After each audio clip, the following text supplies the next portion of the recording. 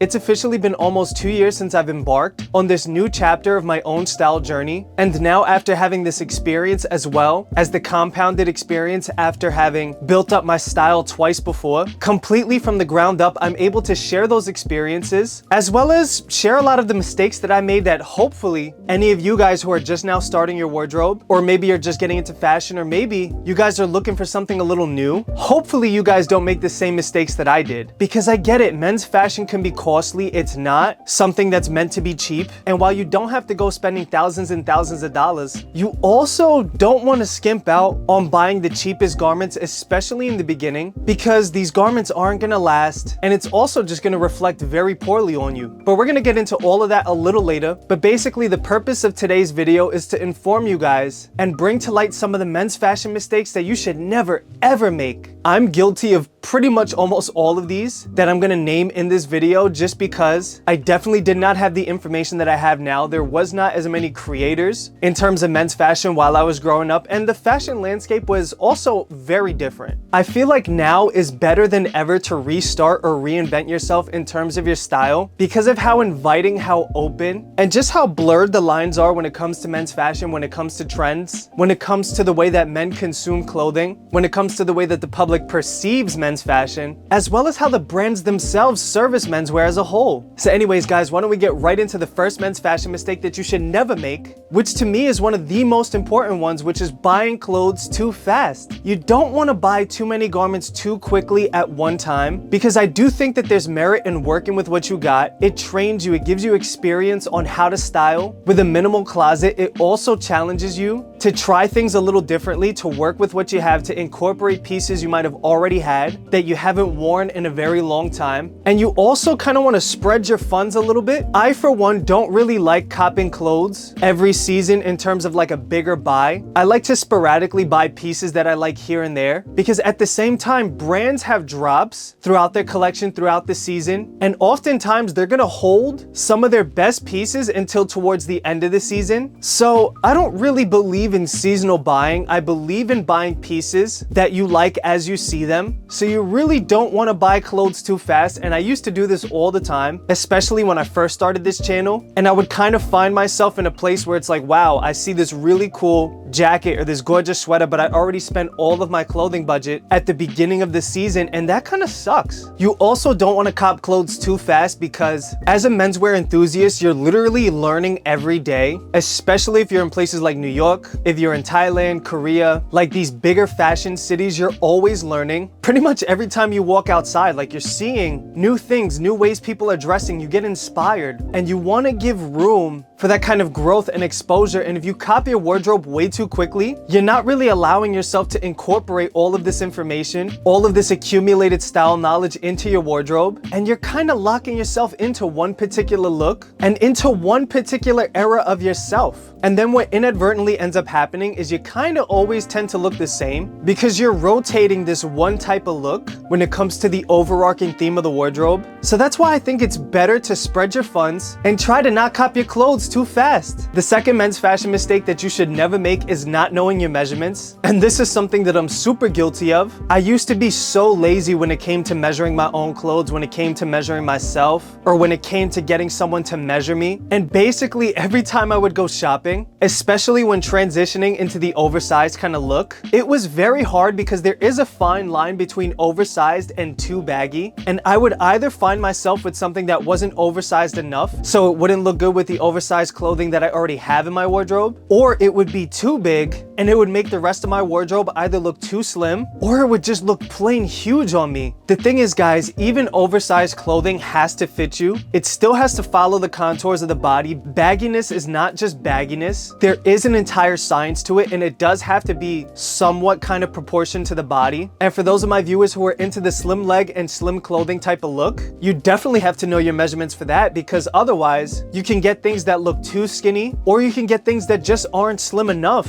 to work with the stuff that you've already got. Not knowing your measurements when it comes to buying clothes is probably the worst thing that you could ever do. And it's to the point where I would definitively say, if you do not know the measurements that you like for your pants, for your shirts, for your jackets, or anything like that, you should not be buying clothes unless you're physically going to the store and physically trying them on. But if you want to take advantage of secondhand markets like Grailed, if you want to take advantage of Japanese proxy services and buy from Japanese brands that aren't available here, you definitely have to know your measurements, because they cut very differently than they cut here, especially in the sleeve length. And trust me guys, I've made so many terrible purchases when it comes to buying clothes because I did not know my measurements. Guys, you don't want to fall into this mistake. And even if you stop watching the video here, I just really hope you leave with the one connotation that you should never ever buy clothes without knowing your measurements. Now for the third men's fashion mistake that you should never make, especially if you've never embarked on the style journey before and this is your first time getting into men's fashion. First of all, congratulations. I hope you have a lot of fun. And second of all, you never ever want to spend too much money initially on your wardrobe, to be honest. And I think that that kind of does go against what everybody else is saying when it comes to every fashion influencer on TikTok, every fashion influencer on YouTube. But in my experience, after having gone through this so much, the truth of the matter is you don't really know where your style leans in the very beginning. So you really shouldn't be spending too much money on clothes in the beginning, because you don't really know where your style is going to end up. You might like something in the beginning that you end up liking less because you find something more exciting, or you find a brand that fits you better, that you like their t-shirts from, that you like their jeans from. I mean, there's so many different reasons why I think you should wait and you should educate yourself and experiment with what you've got in the beginning before going ahead and doing that big buy. Unless it's for basics like white t-shirts or white dress shirts or anything like that, when it comes to the essentials, maybe you can swing something like that. But even then, I wouldn't go to the utmost luxury quality yet, because it takes time to kind of get to know what you like in terms of feel, in terms of drape, in terms of fit, and also just kind of settling into what you have. And now I'm not saying that you want to go and buy cheap clothes, because you don't want to do that either, but you don't want to go and buy something from Dries Van Noten or something from Common Sweden right off rip, because those brands are for someone who's very advanced already and is very settled into their kind of look. What I would recommend you do is going somewhere in the middle and purchasing clothes at the lower mid-range instead of dropping so much money on singular items, because again, you don't really know if you're going to end up wearing them later down the line. Some of my favorite brands that kind of push the envelope in that lower mid-range level happen to be brands like Obey, that have this really creative spin on easily accessible clothing that looks really interesting. And for the most part, their clothes really don't feel all that bad at all. I wear them all the time, even to this day. Or even brands like Palace Skateboards, who have a really creative approach to streetwear, and their collections, their drops, the culture, the community around them is so interesting. And they're also a brand that kind of bridge you into the trends that are happening now, but not going too far into it. And then you've also got brands like 18 East that manufacture some of the highest quality handmade garments that are definitely engineered and made to last, but are also priced at an accessible level. You don't have to immediately skip to engineered garments. You don't have to immediately skip to Dries Van Noten, because all of these influencers are telling you if you don't spend enough money, then it's cheap, it's bad for the environment.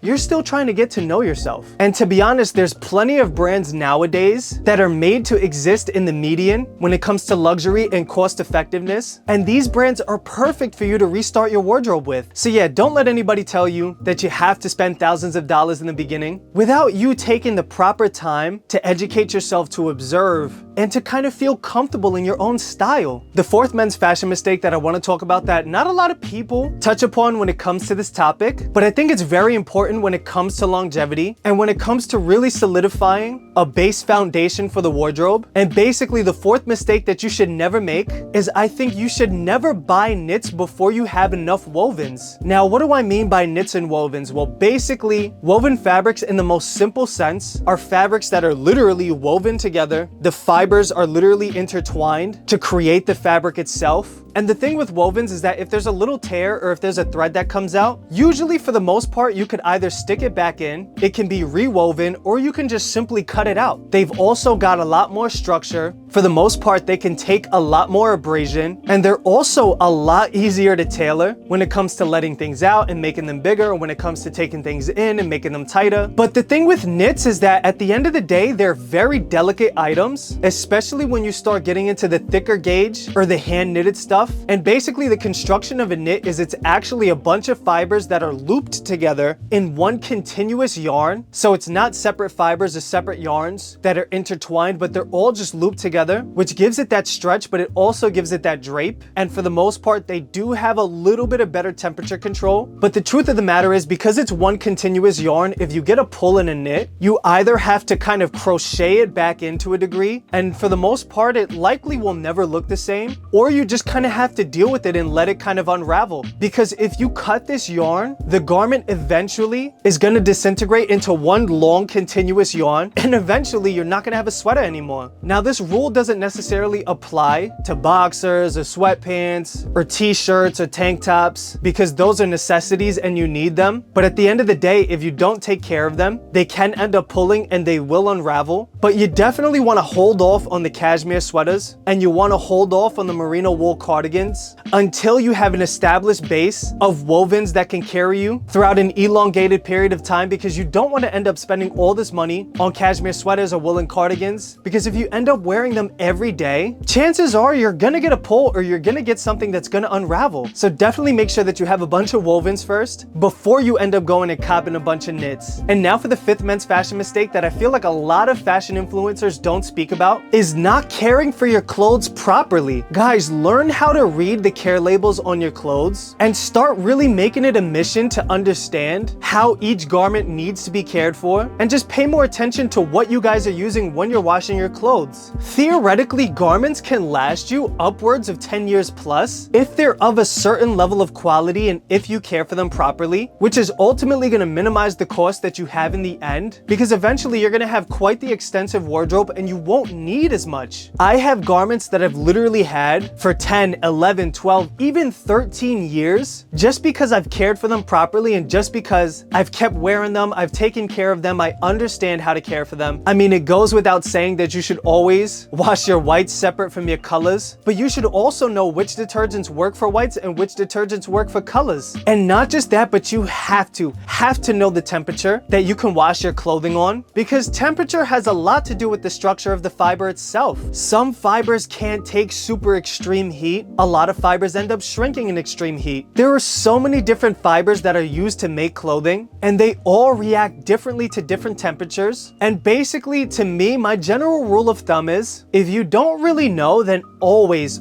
wash on cold, the coldest setting that you could possibly get, and put it on a low spin cycle so you at least get a little bit of that agitation when it comes to the detergent. But this is just the safest bet. I mean, me, myself personally, I wash pretty much everything in super cold and on a low or maybe a medium spin cycle, unless it's socks or underwear. The rest of your clothes don't need that hot water to get clean. Most of the time, they're not really on your skin, and there are certain fibers like wool, for example, that are by nature antimicrobial, so you don't really need that super hot water to clean it fully. And the thing is, hot water eventually is going to deteriorate the dyes that are used, so you're gonna end up with clothing that is faded over time. With cold water, you very rarely ever get that, even after years and years of wash. So yeah, guys, just make sure that you care for your clothes, especially if you spend a good amount of money on them, because ultimately, in the long run, I promise you, you're gonna end up spending a lot less. But anyways, guys, thank you so much for watching this video on the fashion mistakes that you should never make. I hope that this video helped you guys learn something, especially for the newcomers when it comes to menswear, because I know it's a lot of information to take in, and I know that it can be quite daunting. But here on this channel, we tend to try to keep things a little simple and just as easily understandable as we could possibly make it. If you guys have any questions, definitely make sure to drop them down in the comments. Always feel free to ask me something. Always feel free to ask the community something, because we have some incredible people who always hop into the comments, have nice things to say, or have some valuable info to drop. And just know that you're always welcomed here, not just by me, but by the rest of the people who are in the comments almost every video. We welcome you wholeheartedly, and we want you to win. We want you to succeed. We want you to feel comfortable. We want you to look good, and we want you to save as much money as you possibly could. But yeah, guys, I'm super late for work. I'm actually supposed to be at work right now, so I gotta go. But with that being said, thank you guys again, and I'll see you next week.